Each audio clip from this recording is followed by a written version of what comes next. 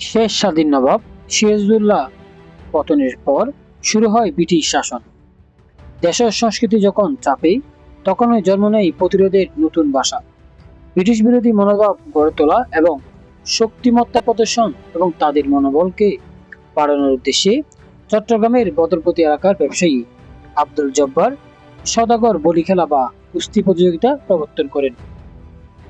1909 সালের 12ই বৈশাখ চট্টগ্রামের লালদিঘির মাঠে শুরু হয় ঐতিহাসিক এই আয়োজন। ব্যতিক্রমী এই উদ্যোগের জন্য ব্রিটিশ সরকার তাকে খান বাহাদুর উপাধি দিতে চাইলেও তিনি তা প্রত্যাখ্যান করেন।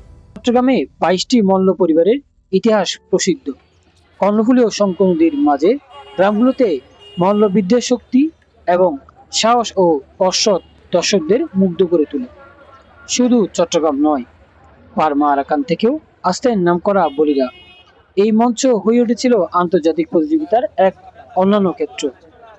আজ সময় বদলেছে, পেশাদার বলির সংখ্যা কমে গেলেও এর ঐতিহ্য থেমে নেই।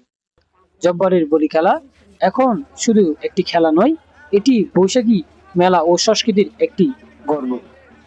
বলি খেলাকে কেন্দ্র করে 3 দিনের আনুষ্ঠানিক মেলা বসার কথা থাকলেও কার্যত 5-6 দিন এই মেলা বসে লালদিঘির মাঠের চারপাশে।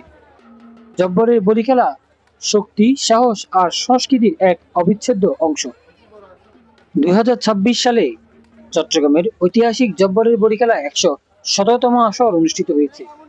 ব্রিটিশ শাসনামলের থেকে শুরু করে 1947 সালের দেশভাগ, পাকিস্তান আমল এবং দেশ স্বাধীন হওয়ার পরবর্তীতে এই ঐতিহ্য ধরে রেখেছে চট্টগ্রামবাসী।